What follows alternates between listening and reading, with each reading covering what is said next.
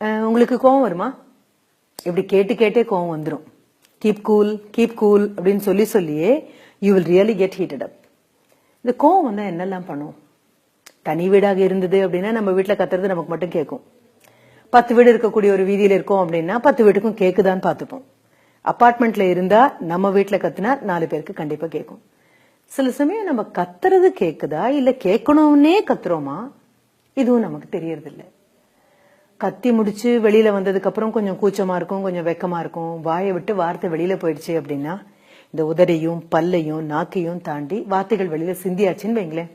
ஏதோ குடிச்ச தண்ணி கீழே சிந்திச்சுன்னா துடைக்கிற மாதிரி அது இல்ல, வெளியில விழுந்த வார்த்தைகளை கையால எடுத்து மறுபடியும் வாயில போட்டு மெல்ல முடிஞ்சா எத்தனையோ நல்லா இருக்கும், எத்தனையோ பேர் மென்னு முடிச்சிருப்போம். பல நேரங்களில் பேசி முடிச்சதுக்கு அப்புறம் சொல்லுவான், ஐயோ ஐ நெவர் மென்ட் இட், நான் அப்படியெல்லாம் நினைக்கவே இல்லப்பா, ஏதோ ஒரு வேகத்துல சொல்லிட்டேன், அது அப்படியே உங்க மனசுல படாத இடத்துல பட்டுடுச்சு, காயம் பட்டுடுச்சு அப்படின்னு. வள்ளுவன் கிட்ட கேட்டீங்கன்னா நாவினால் சுட்ட வடு ஆறாதே அப்படின்னு சொல்லிட்டு போயிடுவாரு.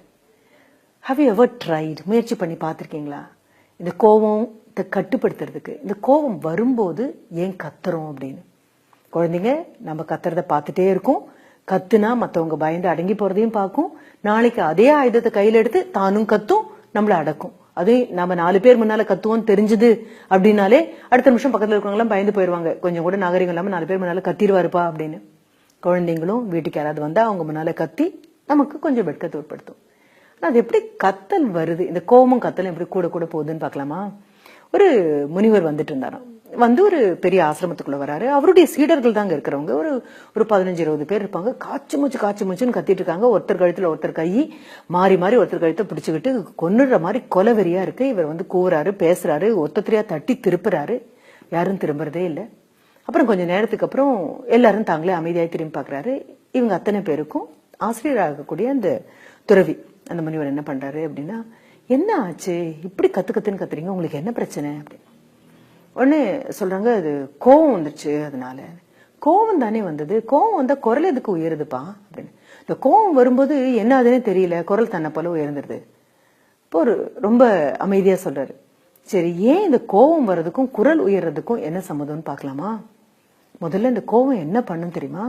2 பேருக்கு மனசுக்குள்ள இருக்கக்கூடிய அந்த இடைவெளியை இன்னும் பெருசாக்கும், கொஞ்சம் அகலமாயிடும். இப்ப நமக்கு என்ன தோணும் அப்படின்னா, கத்தி பேசினாதான் உங்க காதுல விழும் அப்படின்னு தோணும். கொஞ்ச நேரம் ஆகும்போது இன்னும் அகலமாகும், இன்னும் கொஞ்ச நேரம் ஆகும்போது இன்னும் அகலமாகும். எந்த நபர்கள் கிட்ட நெருக்கமா நின்னுட்டு பேசிட்டு இருக்கோமோ அந்த நபர்கள் கிட்ட இருக்கக்கூடிய அவங்க மனதுக்கும் உங்க மனதுக்கும் இடையில இருக்கக்கூடிய 1 அடி 2 அடி அது கூட இல்லாத அந்த சின்ன தூரத்தை உடனடியாக மிகப்பெரிய கடக்க முடியாத அளக்க முடியாத தூரமாக விலக்கி கொடுக்கறது கோவம் தான். எப்போ மனதை விட்டு அகண்டு போயிட்டாங்களோ, தூரத்துல இருக்கிற ஒரு நபரை எப்படி கத்தி தானே கூப்பிடுவீங்க, அந்த மாதிரி உங்க கோபம் பண்ணக்கூடிய விஷயம் என்ன தெரியுமா? 2 மனங்களை விலக்கிடும். அதனால்தான் நம்மள அறியாம குரல் இந்த அளவுக்கு கத்தி வெளியில வருது அப்படின்னு சொல்லிட்டு அவங்களுக்கு ஒரு மாதிரி கூச்சமா இருந்தது எல்லாருக்கும். அடுத்து நெருங்கிய நண்பன், அவங்ககிட்ட எப்படி பேசுவீங்க? ரொம்ப மென்மையா பேசுவோம். சரி, ரொம்ப புரிதல் உள்ள நபர், மென்மையா பேசணுங்கிற தேவை இருக்கா? இல்ல, பக்கத்துல இல்லாட்டாலும் ஒரு கிசுகிசுப்பா பேசி முடிச்சிருவோம். சரி, அதுவும் போக அந்த நபர் உங்களுக்கு நல்லா தெரியும், மனசு நிறைய அன்பு இருக்கு அப்படின்னு என்ன பண்ணுவீங்க? பேச்சுக்கு ஏதாவது தேவை இருக்கான்னு? இல்ல, பேச்சுக்கு தேவையே இல்லை, கண்ணால ஒரு பார்வை பார்த்தாலே போதும், பேச வந்ததெல்லாம் முடிஞ்சு போயிடும் அப்படின்னு சொல்லி அந்த மாணவர்களே சொல்றாங்க.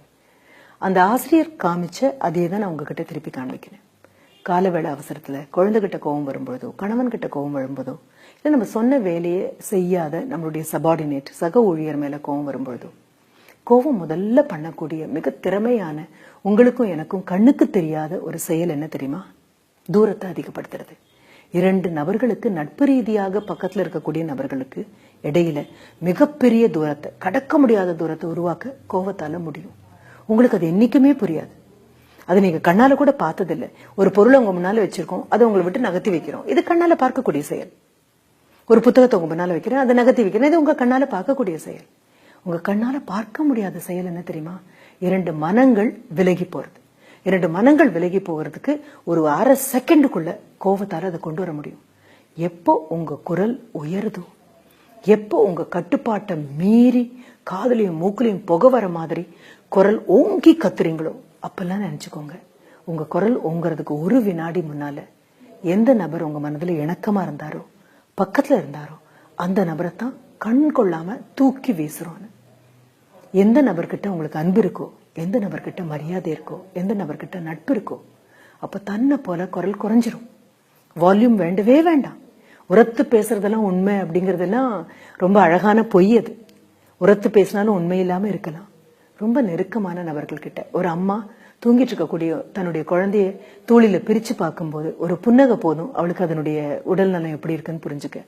மடியில படுத்துட்டு இருக்கக்கூடிய குழந்தைய தலையை வருடி கொடுக்கும் போது எந்த பேச்சும் அம்மாக்கு கிடையாது. அவருடைய விரல் நுனி எல்லாம் வாயா மாறி விரல் நுனி எல்லாம் தலை மயிர்கால்களை கோதி விடும்போது விரல் நுனி எல்லாம் பேசிட்டே தான் இருக்கும். அம்மா வாயை திறந்து ஒரு வார்த்தை சொன்னதில்லை. ரொம்ப சந்தோஷம். நீங்க பரிசு வாங்கிட்டு ஓடி வரீங்க, எதிரில் இருக்கக்கூடிய அப்பாவோ அம்மாவோ ஒரு புன்னகையால மென்னகையால அப்படியே புரிஞ்சுக்கிட்டு விட்டுடுவாங்க. வாயை திறந்து பேசினதே இல்லை. அன்புக்கு பேச்சு தேவையே இல்லை.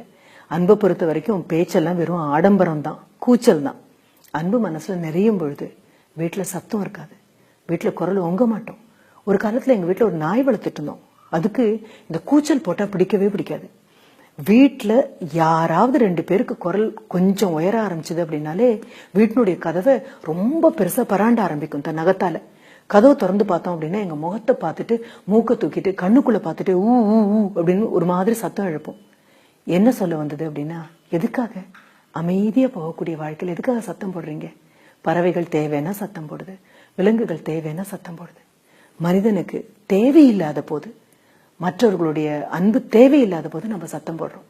அடுத்த தடவை குரல் ஓங்கும் போது ஒரே ஒரு நிமிஷம் யோசிச்சு பாருங்க.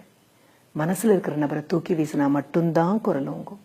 கோவம் கண்ணுக்கு தெரியாம இந்த பாதிப்பை மீண்டும் மீண்டும் பண்ணும். நீங்க பண்ணினா குடும்பம் பண்ணும், குடும்பம் பண்றதையெல்லாம் குழந்தைகளும் பண்ணும். குழந்தைகள் கத்துது அப்படின்னா எத்தனை நாள் முன்னால நீங்க கத்துனீங்கன்னு பாருங்க. குழந்தைகள் மிரட்டுது அப்படின்னா எத்தனை நாள் முன்னால நீங்க பண்ணீங்கன்னு பாருங்க. நீங்க பண்ணாத எதையும் குழந்தைகள் பண்ணாது, கத்துறது உட்பட. இனி மென்மையா பேசி பழகலாமா? நமக்கு ரொம்ப தேவை மென்மைதான். மென்மையா பேசினாலும் என்ன பேச முடியும்? உண்மையை பேச முடியும், உள்ளத்துல இருக்கக்கூடிய வார்த்தைகளை அழகா சொல்ல முடியும். பயிற்சி தான் இது எல்லாமே. அடுத்த தடவை கோவம் வரும்போது மனதுக்குள்ள என்ன நினைச்சுக்கிறீங்க? அன்பு போட்டு நிறைங்க, குரல் தன்னை போல மென்மையாகும். முயற்சி பண்ணலாமா?